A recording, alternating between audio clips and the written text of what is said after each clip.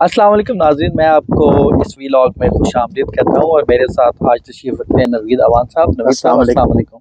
वालेकुम अस्सलाम। कैसे हैं आप? नवीद साहब, पहले तो थोड़ा सा हमारे नाज़रीन को बताइए कि हम इस वक्त कहाँ पर मौजूद हैं, वेदर कैसा है और इस जगह के कोई फीचर्स अगर आप थोड़े से शेयर कर सकते हैं। जी अली भाई, हम माशाल्लाह वेदर सबसे पहले आज तकरीबन एक्सीलेंट, इस टाइम जो है बहुत ज़बरदस्त वेदर और तकरीबन 20 डिग्री सेल्सियस जैसे सेंटीग्रेड आपने पाकिस्तान तो में कहते हैं। माशाल्लाह हाफ स्लीव पहनी हुई है। जी हाफ स्लीव में गुजारा चलता है, आप जैकेट पहनना चाहें जी जैकेट में भी। और हालांकि ये अक्टूबर का मौसम है, इस टाइम जो है कनाडा में मौसम तब्दील क्योंकि हार्ड विंटर शुरू हो चुका होना शुरू हो जाता है। तो हम लोग इस टाइम मौजूद हैं जी हैमिल्टन बे फ्रंट पे, और ये पियर 7 का जो है ये वॉक ट्रैक है। ओके। और यहाँ शाम के टाइम फैमिलीज अपने काम के बाद आती हैं और वॉक वगैरह और बैठने और की भी नाज़रीन देख भी सकेंगे लोग शायद स्केटिंग, साइकिलिंग और जी वॉक हर करते तरह हुए के हर वो अपनी जिंदगी के मामलात को जो है शाम को एंजॉय कर रहे हो। दिन को सख्त काम के बाद शाम को एंजॉय करते या हैं। तो आज बेसिकली इस व्लॉग का मकसद दो माशरों का बेसिकली हमारे एक मवाजना सा करना है। एग्जैक्टली। हम क्योंकि कनाडा में मौजूद है और हमारा बुनियादी ताल्लुक क्योंकि पाकिस्तान से है, वहाँ से यहाँ मूव होके आए हैं, को 15 साल पहले आया, को 20 साल, तो को 25, हमेशा को 25, दिल पाकिस्तान के लिए तड़पता रहता है। दिल पाकिस्तान के लिए तरफ। वहाँ के जो मौजूदा सियासी हालात चल रहे हैं उसके बारे में थोड़ी सी बात करेंगे जी। बगैर किसी पॉलिटिकल कंट्रोवर्सी में जाए हुए। दो माशरों का इन मखसूस हालात में तवाज़ुन करने की कोशिश करेंगे कि ये जो मखसूस हालात वहाँ जो टेंस सिचुएशन जिसको आप कह सकते हैं वो जो चल रही है उसमें वहाँ क्या हो रहा है। अगर ये सेम हालात हम कनाडा में ले आते और यहाँ के पॉलिटिकल सिनेरियो में तो यहाँ क्या हालात होते। तो अभी आपने रिसेंट देखा, आपसे ये सवाल पहला मैं पूछना चाहूँगा कि आपने रिसेंट देखा कि पाकिस्तान के एक्स प्राइम मिनिस्टर जनाब इमरान खान साहब के ऊपर जो है एक जानलेवा अटैक हुआ, उसमें एक शख्स की जान ज़ाया भी हुई, शहीद हुए वो भाई, और बचाते बचाते। इसके अलावा काफ़ी सारे लोग, तकरीबन 12 से 15 के लोग करीब लोग ज़ख्मी हैं। एक टेंस सी सिचुएशन है जिसमें जो पॉलिटिकल कैरेक्टर्स हैं, जिसमें एक सिटिंग गवर्नमेंट है जो कि सियासी पार्टी से रिलेटेड है, एक सब बहुत सारी पार्टियों का मजबूआ है, और फिर एक और कैरेक्टर है जिसको हम आम मफहूम में लोग एस्टेब्लिशमेंट के नाम से, या हम ज़रा खुल के कहेंगे क्योंकि आज़ाद माशरे में रहते हैं तो हम कहेंगे कि पाकिस्तान की जो अफवाज पाकिस्तान है उनका जो किरदार है। तो इन टेंस सिचुएशन में जिस तरह आप टीवी रेडियो या मीडिया पे सुनते हैं, काफ़ी टेंस हालात हैं, दोनों तरफ से सख्त किस्म के जो है बयानात आते हैं। अगर वो उन्हीं हालात को इस माशरे में लाएं, क्योंकि एक बहस बहुत अरसे से चल रही है कि महज़ब माशरों में क्या होता है और फिर जो माशरे एक इर्तिका में से जा रहे हैं उनमें क्या फ़र्क है। तो आप क्या कहेंगे अगर वो हालात सेम यहाँ होते और एक एक्स प्राइम मिनिस्टर पे यूँ हमला होता तो पब्लिक का और ओवरऑल रिस्पांस क्या होता, और मीडिया के रिस्पांस के बारे में भी बात कीजिएगा आप। जी नवीद भाई, आपने बहुत जामे क्वेश्चन किया है और इस क्वेश्चन के कई एवेन्यूज़ हैं। मैं कोई पॉलिटिकल एनालिस्ट नहीं हूँ, but according to my experience and knowledge और जो मेरी अंडरस्टैंडिंग है about political system in Canada and political system in Pakistan, मैं इसके ऊपर अपनी राय का इजहार करता हूँ। लेकिन मैं चाहूँगा कि आप भी इसके ऊपर जो एवेन्यूज़ मिस हो गए या जो आप ऐड करना चाहें वो ज़रूर कीजिए। ज़रूर। अच्छा, मैं स्टार्ट करूँगा अरशद शरीफ साहब से। Killing from raising voices to जो उस वॉइस को पैट्रोनाइज कर रहे थे वो इमरान खान साहब। तो मीडिया ने रोल प्ले किया टू हाईलाइट कि जो रूट कॉज है वो पॉलिटिकल इंस्टेबिलिटी है पाकिस्तान के अंदर, और वो पॉलिटिकल इंस्टेबिलिटी के मुख्तलिफ एवेन्यूज़ है। वो बेसिकली उसके जो रिस्पॉन्सिबल्स हैं वो हमारे पॉलिटिकल कैरेक्टर्स हैं, और उसके ऊपर इमरान खान साहब का, इसलिए अगर आपने देखा होगा तो ये रियल फ्रीडम रैली, हकीकी आज़ादी रैली के उन्वान से उन्होंने ये जो अब मूवमेंट चल रही थी इसको उन्होंने शुरू किया। लेकिन अगर आप पूरे जामे मंजरनामे को देखें तो आप देखिए कि पहले उन्होंने वॉइस रेज करने वाले बंदे को किल किया, उसका जो भी पस मंज़र है वो सारी आवाम को मालूम है। अरशद शरीफ मैं थोड़ा सा ऐड कर रहा हूँ, अरशद शरीफ तो एक किरदार है, इसके अलावा वहाँ के और जर्नलिस्ट जिसमें इमरान रियाज खान, जी जी साबिर शाकिर जी जी और ये जो प्रोमिनेंट नेम है जो जो बेसिकली स्टेटस को चैलेंज कर रहे चैलेंज थे। कर रहे हैं, उनको भी उनकी भी जी जी जिंदगी थोड़ी सी तो मुख्तलिफ अगर आप देखें तो ये लिंक्ड है। पहले उन्होंने उस वॉइस को दबाने की कोशिश की, दब नहीं सका तो उन्होंने किल कर दी। उसके बाद उन्होंने उस किल करने के बाद भी जब चीज़ें उन्हें कूल डाउन नज़र नहीं आ रही थी तो उन्होंने जो इस चेंज और स्टेटस को चैलेंज के पैट्रोनाइजर थे इमरान खान साहब, उनके ऊपर अटैक किया। अच्छा, इसमें ये जो चेंज और स्टेटस को के पैटर्नाइजर की जब हम बात करते हैं तो अक्सर लोग इसको जो है एसोसिएट कर देते हैं एस्टेब्लिशमेंट से, पर्टिकुलरली एस्टेब्लिशमेंट से। जी जी मेरा ये ख्याल है इस बारे में कि किसी एक दो तीन अफराद के जो पर्सनल इंटरेस्ट की वजह से किसी इदारे में हो के, और वो सिर्फ खाली इस्टेब्लिशमेंट नहीं, जैसे आप फौज कहते हैं, जी जी जी जी वो मुख्तलिफ इदारों में मौजूद हैं, वो डिफरेंट एजेंसियों में मौजूद हैं, वो सियासी पार्टियों के अंदर मौजूद हैं। वो उनके जब आप उनके मफादात को आप हिट करते हैं मजमूई मफाद की वजह से, जी जी तो वो जो है रिएक्ट करते हैं। और ये रिएक्शन किसी एक तरफ से नहीं आ रहा कि हम एक कहें कि ख्वाजा पाकिस्तान ही इसकी जिम्मेदार है। नहीं नहीं ये बहुत ही आपने गलत सही कहा। देखिए, ये एक बेसिकली कॉम्बिनेशन होता है इंटरनल फैक्टर्स का और एक्सटर्नल फैक्टर्स का। हाँ, क्योंकि सिविल और मिलिट्री के जब तक कोऑर्डिनेशन ना हो, कोऑर्डिनेशन ना हो, मुल्क अदरवाइज चल भी नहीं सकता। अच्छा, अब ये जो काउस बन गया हुआ है पॉलिटिकल इंस्टेबिलिटी और जो इस टाइम आप मैसअप देख रहे हैं, इसके अंदर देखिए कुछ लोगों को प्रॉस्पेरस और democratic Pakistan is not in their favour. जी, हालांकि वो आते डेमोक्रेसी के नाम पे। एग्जैक्टली बट उनके अपने वेस्टेड इंटरेस्ट होते हैं और वो अपने उन इंटरेस्ट को प्रलॉन्ग करने के लिए हर वो हरबा यूज करते हैं जिनकी अभी हमने इंट्रो के अंदर बात की है कि वो पहले आवाज़ों को दबाते हैं और उसके बाद वो आवाज़ों के जो रूहे रवां होते हैं उनको किल करने की कोशिश करते हैं। और ये आज की कोई बात नहीं है, आप पूरी हिस्ट्री उठाकर देखें, पाकिस्तान की 75 साल हिस्ट्री और अदरवाइज भी। अब आपने बात की कि इन मुआशरों के अंदर हमारा मुआशरा चूंकि डेवलपिंग है और बहुत सारे लोग, अभी हमने बात भी की कि जो इस काउज के और इस पॉलिटिकल इंस्टेबिलिटी के बेनिफिशरीज हैं वो उसको कभी भी दुरुस्त नहीं होने देंगे, क्योंकि कमज़ोर और इस तरह तड़पता हुआ बिलखता हुआ पाकिस्तान उनकी ज़्यादा फेवर के अंदर जी, वो उसको कभी भी दुरुस्त नहीं होने देंगे। लेकिन अगर वही यहाँ पर होता तो मैं कोट करूँगा, अभी रिसेंटली जब ये इंसिडेंस हुआ है वायलेंस वाला, अटैक वाला, तो हमारे जो प्राइम मिनिस्टर ऑफ कनाडा है उन्होंने एक ट्वीट किया और वो ट्वीट बहुत ही जामे ट्वीट था। मैं उसके हिस्से बखरे आपके साथ शेयर कर रहा हूँ ताकि आपको अंदाजा हो सके कि डेवलप्ड कंट्रीज के लोग इसको किस तरीके से, क्योंकि वो हमें रिप्रेजेंट करते हैं, अब उन्होंने उसको उसके ऊपर बात करने के जो उन्होंने मुख्तलिफ जाविये बीच में रखे, मैं आपके साथ शेयर करता हूँ।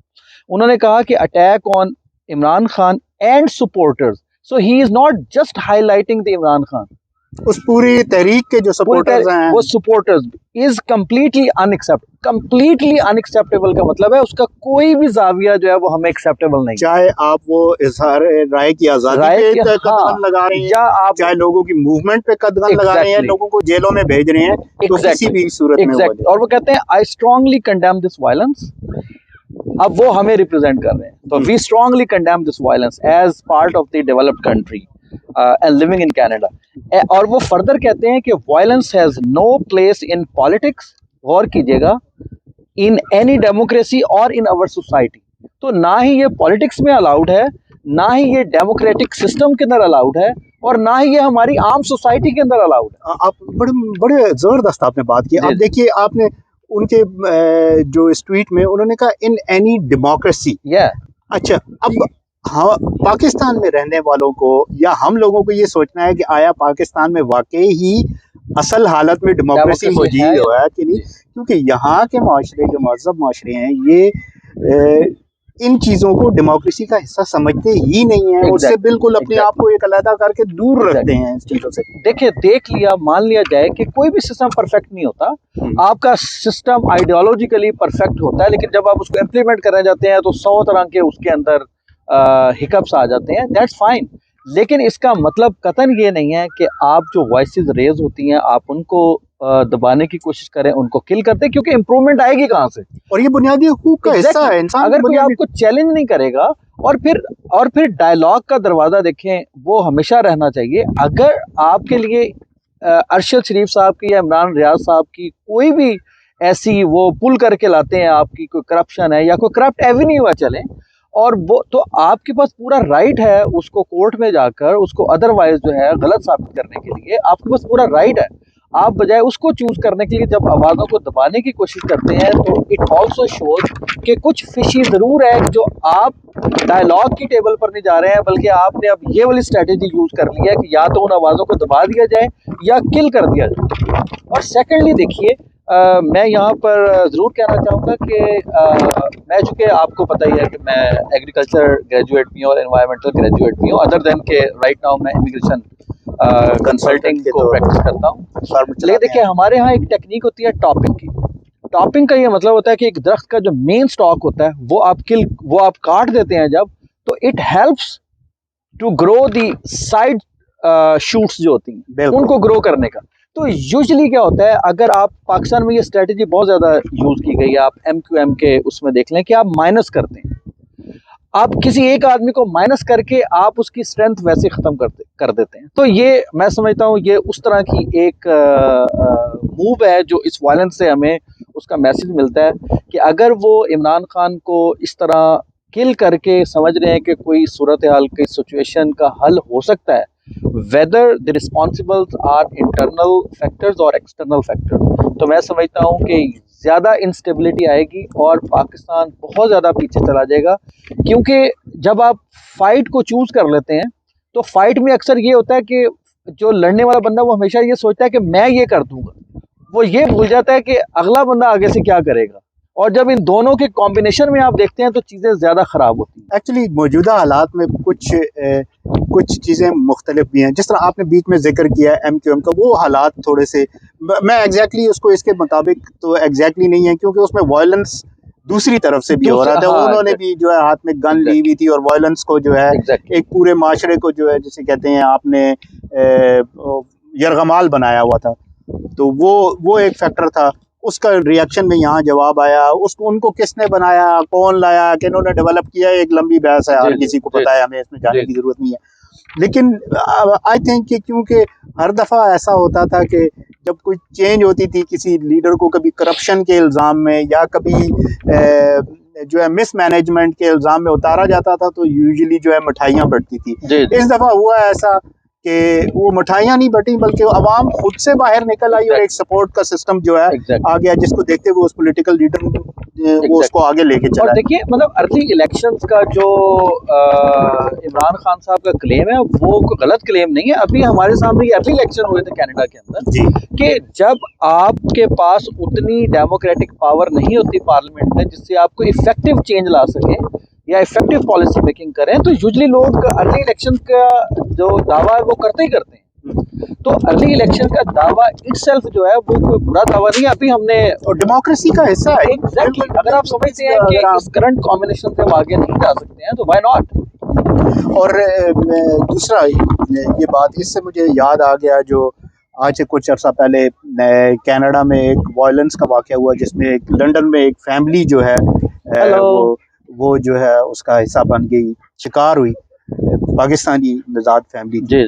तो अब माशरों का फ़र्क ये देखिए कि उसमें ये हुआ कि ये नहीं कि क्योंकि वो मुसलमान फैमिली थी वो पाकिस्तान से मूव हुई थी, क्योंकि ये महज़ब माशरा था। तो प्राइम मिनिस्टर से लेके और हर पॉलिटिकल पार्टी ने उसको जो है बेसिकली ओन किया और उनके पीछे अपना वेट डाला और खड़े हुए और तो ये बेसिकली वायलेंस, कहने का मकसद ये है कि वायलेंस किसी चीज़ का हल नहीं है। आप एक तरफ से अटैक होगा, उसका जवाब आएगा, फिर दूसरी तरफ से अटैक होगा, तो वो माशरा जो है बिगाड़ का शिकार हो जाता है, बजाय उसको आप उसकी किसी सुधार की तरफ लाएं। अच्छा, दूसरा आपसे सवाल ये है कि अक्सर लोग, क्योंकि हम जिस माशरे में बैठे हैं ये मगरब का हिस्सा है, और मगरब में हम आ जाते हैं, हमारे पड़ोस में अमेरिका आ जाता है, और फिर थोड़ा सा आप समुंदर के उस तरफ चले जाएं, यूरोप आ जाता है। पाकिस्तान में बैठे जो लोग हैं वो अक्सर ये कहते हैं कि पाकिस्तान में जो बिगाड़ है, ये जो क्रोनियज या जो पपेट्स ला के बिठा दिए जाते हैं, इसके पीछे इन मुल्कों का भी बहुत बड़ा हाथ है, इनका जो है कंट्रीब्यूशन है बीच में, जिसकी वजह से ये मतलब एक सोच है कि ये इसको सही नहीं होना ज़्यादा देना चाहते या तरक्की नहीं करना देना चाहते। आप इसके बारे में क्या फील करते हैं? आया ये कुछ हद तक ठीक है, इसमें कुछ सच्चाई है, या ये भी कुछ? देखिए, starting from whatever been demonstrated in our slip, वहाँ से अपने personal experience through government jobs और experiencing immigration and moving to Canada, इस सारे तनाजुर के अंदर जो बात समझ आती है आज, अब मेरी आपकी उम्र भी जो है ना, वो मैं उम्र का नाम मुझे ना बताना नहीं चाह रहा, अवॉइड कर रहा तो हमारी जितनी भी उम्र है, इस उम्र के अंदर एक एक्सपीरियंस तो बड़ा वाजे है कि पाकिस्तान को जरा सा ये ट्रैक पर जाता है तो फिर डीरेल कर दिया जाता है, फिर ये ट्रैक के ऊपर थोड़ा सा जाता है तो डीरेल कर दिया। तो ऑन पर्पस पाकिस्तान के अंदर पॉलिटिकल इंस्टेबिलिटी को जो है वो राइज कर दिया गया है ताकि ये कभी भी डेमोक्रेटिक और प्रॉस्परस ना हो सके लाइक कनाडा और अमेरिका। और मैं समझता हूँ कि उसके चूंकि कुछ बेनिफिशरीज हैं, आपने उनका मुख्तलिफ तज़किरा भी किया, उसमें इंटरनल फैक्टर्स भी, एक्सटर्नल फैक्टर्स भी हैं। देखिए एक्सटर्नल फैक्टर्स तो वहाँ जाके तो कोई कुछ नहीं करता, आपको कभी किसी कंट्री के वहाँ फ्लैग लोकल लोगों को यूज करते हैं, टूल बनने के लिए तैयार होते हैं, फंड करते हैं, वो प्रोपेगेंडा करते हैं ताकि आप जो है वो वीकर से वीकर होते रहें। और फिर उसके ऊपर ब्लेम गेम भी हमारे सामने है, इंडिया के हवाले से आप देख लें और दूसरे ममालिक। इन चीजों को भी थोड़ा सा कम होना अगर माशरे को तरक्की करने देनी है, क्योंकि वो इसका एक दूसरा रुख भी आप देखें अलीम भाई, कि यही माशरे एजुकेशन के सपोर्ट के लिए, ह्यूमन राइट्स की सपोर्ट के लिए और बहुत सी बेसिक चीजों की सपोर्ट के लिए मिलियंस ऑफ डॉलर्स फंडिंग भी देते हैं थ्रू एनजीओज, गवर्नमेंट को डायरेक्ट फंडिंग, ताकि लोगों की कैपेसिटी बिल्डिंग हो सके, लोगों को गलत सही की तमीज आ सके। ये इस चीज को बेसिकली टैकल करना बहुत जरूरी है, यहाँ से भी और वहां से भी, तब जो सब साथ तरक्की करें। और जो वो एक जैसे कहते हैं ना डिस्पैरिटी है, डिफरेंस है दो माशरों में, वो जो है आहिस्ता आहिस्ता। लेकिन नवीद भाई देखिए, मैं ये समझता हूँ कि मैं क्यों चाहूंगा कि आप तरक्की करें और आप क्यों चाहेंगे मैं तरक्की करूँ। अल्लाह ताला ने हमें दिमाग दिया है, हमें तालीम दी है, हमें रोशनी दी है हिदायत की। आपको जब तक देखें, मैं समझता हूँ पाकिस्तानी कौम खुद नहीं इसका चार्ज लेगी ना, उस वक्त तक ये हालात दुरुस्त नहीं हो सकते। और उस चार्ज लेने का मतलब ये नहीं है कि वो वायलेंस की कोई स्ट्राइक शुरू करते हैं वगैरह वगैरह। जब तक वो इसको बैठकर इंडिविजुअल लेवल पे भी, इंडिविजुअल लेवल पर भी एग्जैक्टली कि जो आपके इंटरनल फैक्टर्स हैं वो इतने यूनाइट हो जाएं और इतनी चीज़ों को अंडरस्टैंड करने लगे कि एक्सटर्नल फैक्टर्स का प्रोपेगेंडा जो है वो इनइफेक्टिव हो जाए। बिल्कुल, मसलन जिस तरह मिसाल के तौर पे इसमें थोड़ा सा मैं ऐड करता हूँ कि जिस तरह नाप तोल में जो है बेईमानी करनी, या किसी भी सरकारी दफ्तर में जा रहे हैं, आपसे रिश्वत की डिमांड इनडायरेक्टली या डायरेक्टली होती है, ये चीजें हमारे अपने कंट्रोल में। अगर इन चीजों को हम कंट्रोल करना शुरू कर दें तो बहुत हद तक, मैं ये समझता हूँ 80-90% तक जो बाहर से इफेक्ट होने वाले फैक्टर्स हैं वो यूजलेस हो जाएंगे। बेसिकली आपकी जो कमियां होती हैं उनको यूटिलाइज करते हैं, क्योंकि पैसे से वो ये सब कुछ। मतलब आप देखिए कि जो खालिस दूध बेचने वाला गवाला है, अगर वो खालिस दूध नहीं बेचता तो वो कंप्लेंट कर रहा होता है, उसको कोई जरदारी साहब या नवाज शरीफ साहब तो जाके नहीं कहते कि तुम ये वाला काम करो। वो तो जरदारी और नवाज शरीफ साहब के घर में तो खालिस दूध ही आता होगा उन्होंने तो और शायद उन्हीं के घर में आता हो, बाकी तो अवाम आपके सामने ही है। अच्छा, इस तनाजुर में अब चूंकि हमने प्रॉब्लम साइड काफी हल कर लिया है, मेरा आपसे ये सवाल है कि आप इसका क्या हल समझते हैं? मैं आपकी काफ़ी सारी बातों से, बेसिकली हल के लिहाज से आपकी काफ़ी सारी बातों से एग्री करता हूँ। सबसे पहली जो इम्पोर्टेंट बात आपने की है, हमें अपने लेवल पे इनसाइड पाकिस्तान, देखिए एक माशरा अगर अंदर से दयानतदार है जी, और वो अपने अंदर बददयानती नहीं आने देता, किसी किस्म की रिश्वत लालच को एक्सेप्ट नहीं करता, तो आप किसी बाहर वाले को वहाँ के दरमियान से गुजरने का रास्ता नहीं मिलता। एक तो सबसे बड़ा फैक्टर ये है। लेकिन इसके लिए ये जो है ओवरऑल एक एफर्ट करनी पड़ेगी, ये और टाइम भी लगेगा। माशरे जो है इर्तिका में से गुजरते हैं, कोई एक दिन में नहीं। इन माशरों में भी पहले बहुत ज्यादा कमजोरियां थी, फिर उस इर्तिका में से गुजरते हैं। हम तो पिछले 75 साल से इर्तिका से गुजरे जा रहे हैं, हमारी कोई ये बात आपकी सही है। लोग अक्सर, आपकी इस बात से मुझे याद आया कि जब भी हम कोई ऐसी बात करते हैं, मुवाजना करने की कोशिश करते हैं, तो लोग कहते हैं आप कनाडा या अमेरिका या पाकिस्तान में मुवाजना क्यों करते हैं, वो कहीं और के मुल्क हैं, वो चले वहाँ का मुवाजना नहीं करते, इनको आज़ाद हुए 150 साल हो गए या 200 साल हो गए। लेकिन आप साउथ कोरिया का मुवाजना कर लीजिए, आप जापान का मुवाजना कर लीजिए, अपने पड़ोस में चाइना का मुवाजना कर लीजिए, या मलेशिया का मुवाजना कर लीजिए, या आप इंडोनेशिया का मुवाजना कर लीजिए। ये सेम उसी टाइम में वो मुल्क आज़ाद हुए, आगे पीछे 1-2-4 साल का फ़र्क है, लेकिन ये है कि तरक्की में जो है ज़मीन आसमान का फ़र्क है। तो बेसिकली कुछ हमारी कमजोरियां हैं। दूसरा फैक्टर मैं जो ये समझता हूँ कि जो इंस्टीट्यूशंस हैं और जो पॉलिटिकल कैरेक्टर्स हैं, इन दोनों को अपनी अपनी डोमेन में रहना बहुत ज्यादा जरूरी है। मैं आपको एक नया लफ्ज इसमें ऐड करने की कोशिश करता हूँ, जो पावर कॉरिडोर के जो तमाम एलिमेंट कैरेक्टर्स जो सारे हैं, मसलन पॉलिटिकल साइड, ब्यूरोक्रेसी, एस्टैब्लिशमेंट और फौजी ब्यूरोक्रेसी और जुडिशरी भी और मीडिया भी। मतलब आपने मीडिया का भी रोल कहा था, तो मीडिया भी, ये चारों पांचों छियो जो पिलर्स हैं अपने अपने डोमेन के अंदर रहेंगे तो मेरा इतना ख्याल है ज्यादा अच्छा माशरा डेवलप होगा। मीडिया किसी के कहने पे रिपोर्टिंग ना करे, सच और झूठ को सामने रखे। ये जो टर्म है लिफाफा, निहायत ही शर्मनाक टर्म है कि अगर एक जर्नलिस्ट के साथ ऐसी चीज लिखती है तो निहायत ही शर्मनाक टर्म है। आप बेसिकली फिर वो जर्नलिज्म नहीं कर रहे, आप वो दुकानदारी बेसिकली कर रहे हैं। और बड़ी अच्छी बात की आपने। मैं ये भी समझता हूँ कि एक पॉलिटिशियन का या बिजनेसमैन का मीडिया से लिंक होना, मैं समझता हूँ ये भी कॉन्फ्लिक्ट ऑफ इंटरेस्ट है। बिल्कुल, क्योंकि जब मैं किसी का दोस्त बन जाऊंगा और मैं इम्पार्शियल पॉलिटिकल ओपिनियन नहीं रख सकूंगा, तो मैं कैसे एक अच्छी अपने ही पेशे के साथ अब दयानतदारी नहीं कर रहे। और दूसरा, क्योंकि आप तो दोस्त है, तो मैं आपका दोस्त हूं, तो मैं कैसे आपको बुरा कहूं। और फिर उस माशरे में खराबी पैदा करने में हम अपना इनडायरेक्टली गैर महसूस तरीके से किरदार अदा कर रहे हैं, उन चीजों को एक्सेप्टेबल कर देते हैं जो कि एक महज़ब माशरे में एक्सेप्टेबल नहीं है। दूसरा, सियासतदानों को, जिस तरह हम कहते हैं ना कि जर्नलिस्ट को नहीं होना चाहिए, किसी का जो है वो माउथ पीस नहीं होना चाहिए या किसी के लिए काम, इसी तरह सियासतदानों को भी किसी बाहर के मुल्क का जो है बेसिकली पपेट नहीं होना चाहिए। आपको वहाँ के अवाम चुनते हैं, वहाँ के अवाम आपको इज्जत दे के उस हाईएस्ट जो है सीट पे बैठाते हैं। और आप जो एक्सटर्नल फैक्टर्स, यस माफ कीजिएगा, वो जो है वो भी नहीं होना चाहिए। और सेम यही जाता है एस्टेब्लिशमेंट या ब्यूरोक्रेसी के बाद। आप जिस काम के लिए लाए गए हैं, जिस वजह से आपको इज्जत दी गई है, आप उस काम में रहे, बजाय इसके कि वहां बैठ के और बाहर वालों के जो है आप जो आपकी जॉब है पहले आपको वो करनी चाहिए। जी अच्छा, अच्छा नवीद साहब, मैं इस प्रोग्राम के क्लोजिंग पर आपसे ये सवाल पूछना चाहता हूँ और मैं खुद भी उसमें कुछ ऐड करूँगा। आप अगर जो करंट पॉलिटिकल मैसअप चल रहा है पाकिस्तान में, इसके अगर डायरेक्ट सोल्यूशन की तरफ जाएं तो आप क्या सजेस्ट करेंगे?